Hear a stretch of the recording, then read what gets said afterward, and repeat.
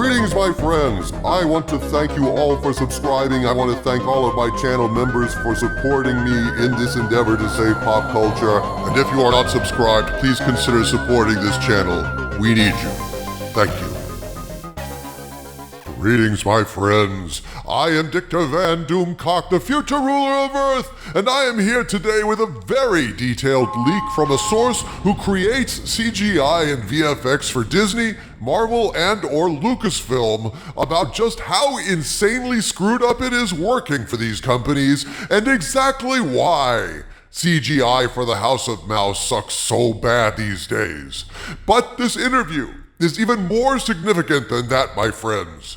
In the course of this detailed interview with this leaker, it becomes clear that the entire filmmaking process at Disney is foobarred beyond belief. And by the end of this video, you will have a much greater understanding of why Disney is circling the drain right now and why everything Disney touches withers and dies.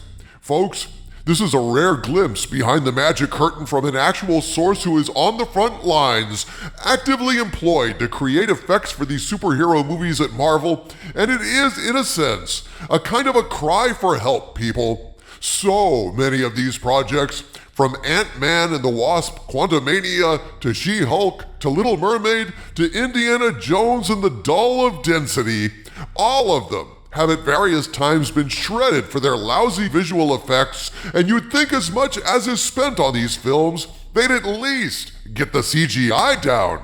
I mean, sure, most people in Hollywood can't write anymore. Few people left in Hollywood actually understand how to craft a compelling narrative. These writers have no life experience, many of them, no depth of character, no grounding in the history of cinema, and often it seems like the whole point of their scripts is spreading DEI manure around just to help the woke message grow like weeds in a flower bed. We get that. But CGI and VFX, at the very least, are technical issues. Things either look right or they don't. People either know how to model and render photorealistic CGI or they don't, right? I mean, crappy visual effects come from crappy artists and are not impacted by incompetent writers who are focused on politics or propaganda. Or are they? Could it be that even the visual aspects of these movies are being corroded and corrupted by these hack woke writers as well? Dude, I don't see how that's possible. I mean, other than forcing CGI artists to render stupid shit like She-Hulk twerking, how the hell could wokeness explain why Ant-Man looked like hot garbage? It just doesn't make any sense. I know, Harvey Cthulhu, that was my initial reaction.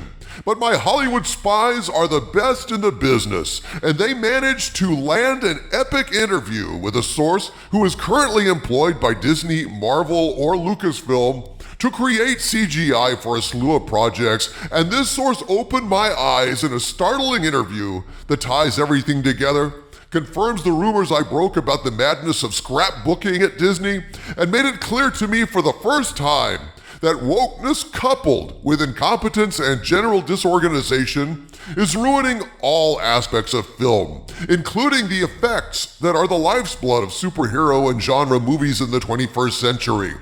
I'm going to reveal what this source said in a moment, but before I do, I want to share an article with you from Fortune magazine that confirms some of what my source is about to tell you and illustrates why this source stepped forward to complain to my Hollywood spies. It's because things are so bad for visual effects artists right now, they have decided to unionize against Disney. More reasons for Iger to tear his hair out in Disney's dismal summer of suck. In an article titled, "The Famously Overworked Visual Effects Workers Behind the Marvel Movies Just Voted to Join a Union," Fortune magazine writes, quote, "Bob Iger's labor headaches might have just gotten a bit worse. The visual effects, VFX workers at Disney-owned Marvel have voted in favor of joining a union. The first time visual effects professionals have pushed for that sort of representation. VFX workers at Marvel have been unhappy with their compensation and the pace of production schedules in the past, with some claiming they were given nearly impossible deadlines to achieve effects. Turnaround times don't apply to us, protected hours don't apply to us, and pay equity doesn't apply to us," VFX coordinator Bella Huffman said in a statement. Visual effects must become a sustainable and safe department for everyone who's suffered far too long, and for all newcomers who need to know they won't be exploited. Dhruv Govil, who worked on Spider-Man Homecoming and Guardians of the Galaxy, said on Twitter, "Working on Marvel shows is what pushed me to leave the VFX industry," he wrote.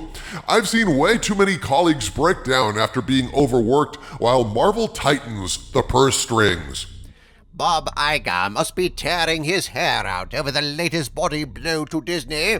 It seems the mouse is assailed on all sides by nothing but bad news, which just keeps getting worse. Now a key pipeline that Iger has counted on for countless projects is going to have some valves put on it, because let's face it, without CGI effects, Disney is dead in the water. Iger is going to be forced to change how Disney does business yet again. True, O Skull of Calderon. But the problem is, these CGI artists are going to want overtime pay and other considerations, and where's the money going to come from? Mickey doesn't have a jolly rainbow-colored Native American free trade pot to piss in.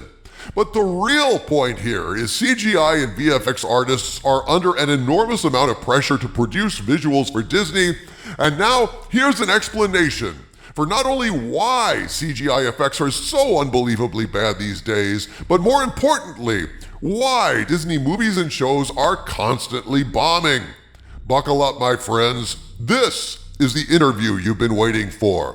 At this point, I must state that what I'm about to share with you is information from a source claiming to work on effects for Disney, Marvel, and/or Lucasfilm, but since I cannot personally verify any of this information, I am presenting it as unverified rumor, and I ask you to please take it with a grain of salt.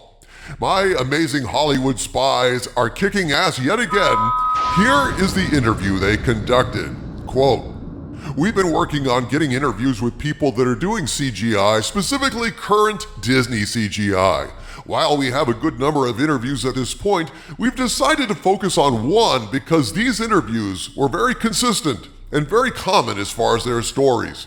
This individual gave us their information and provided proof that not only do they work in CGI, but have in fact worked on Marvel movies and other Disney projects. The following is the interview. Us. Welcome. We appreciate you taking time to talk to us. Please, if you would in your own words, tell us why CGI has recently gotten so bad. Source. Let me start by saying I appreciate the chance to give not only mine, but people in my line of work's POV. It seems no one is really interested in our side of the story. Us. So, in your opinion, why does it seem that CGI has gotten so bad in the past 5 years? Source. Well, it's actually a lot simpler than you might expect.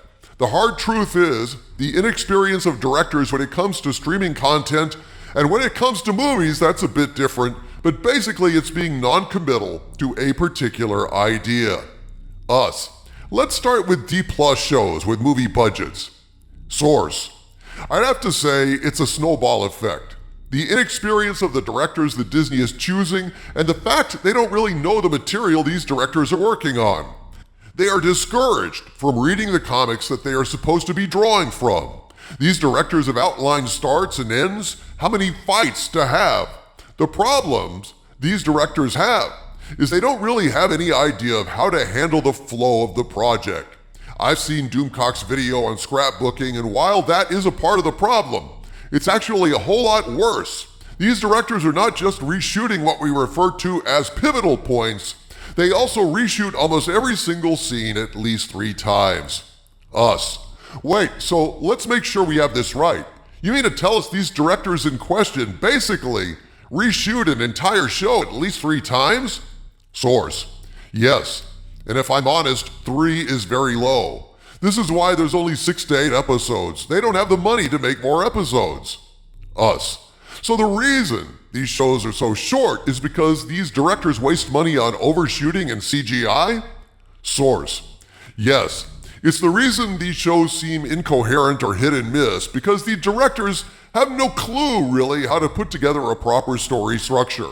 And on top of that, the pivotal points, these things get 5 or 6 reshoots, sometimes more. And the crazy thing is these reshoots are not even that different, as the outcome is always the same. Us. Well, that makes sense because it adds to what you're telling us the biggest problem is unexperienced directors in charge of these projects. And the fact these directors are adding and taking away stuff multiple times in the same scene, we can see where that would get expensive.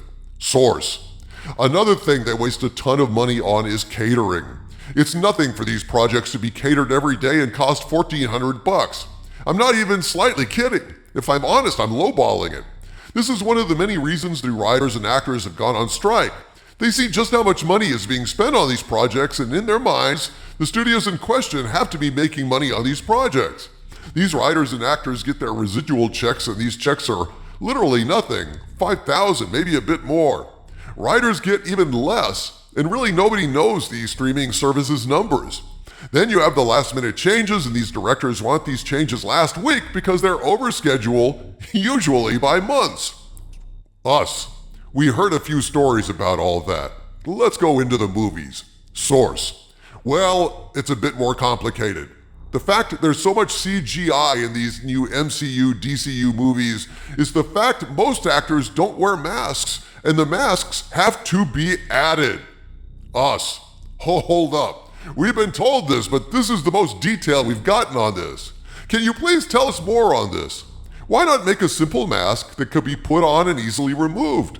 Or is it the actors who are refusing to wear them? Source. It's a bit of all of it, and the fact the actor in question wants their face out there and they want to look good after pulling the mask off. Us. So, they're trying to avoid what? Helmet hair? Source. It's more like the director isn't going to wait for the makeup team to fix the helmet hair. The main problem with the movie side is due to the fact that they are flopping. They are showing more screeners to find out just how much of the agenda they can put in and get away with to get a good score. Now, here's where it gets good, folks. This is how wokeness is ruining movies and shows, not simply with the woke scripts, but with every aspect of filmmaking these days. So listen to this next bit carefully. The source continues, quote, "So instead of admitting the real problem and fixing it, which would be cheaper, these studios try to remake the film in question more tolerable to the public, while keeping their agenda intact as much as possible so the studio can keep their good ESG scores." Us. How many more screeners are they showing compared to what they used to do? Source. It's not uncommon to get 10 to 30 per version of screeners lately. I'm not sure what the norm was in the 90s. I'm sure it was lower. Us. What do you mean, per version? Source. Well, let's take Aquaman for an example. I know for a fact Aquaman version 1 was screened 35 times, version 2 was screened for 30, version 3, 35, and so on. I mean, it's the reason the entire movie is online. I guess I'd say if you really knew just how much background and stuff in a background is CGI that people don't pick up on, it would blow your mind. The stuff we have to take out of a bad cut, because it's the best one the director has and Cantor won't reshoot it, really it's expensive because of stupidity and they can fix it in post, but that takes money, unquote. So my friends, that is the interview. What did we learn today? According to this source, incompetent directors hired cheaply are actually costing Mickey Mouse an arm and a leg, covering up their mistakes. They're removing elements from shots that shouldn't be there. They're having to CGI in masks on actors who refuse to wear them or aren't allowed to wear them. They're making at least 3 different versions of every single project due to scrapbooking and doing endless reshoots and edits, trying to figure out how much woke agenda they can shove down audience throats before they choke on it.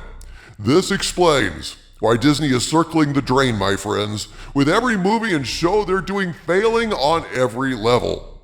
Now what's the solution? Cut out the woke bullshit, hire competent directors, work off of one well-written script by a good writer, and pay your damn CGI artists what they're worth. You're welcome, Disney. I'm here to help. From the center of the earth, this is Dictor Van Doomcock bidding you all, my friends, stay angry.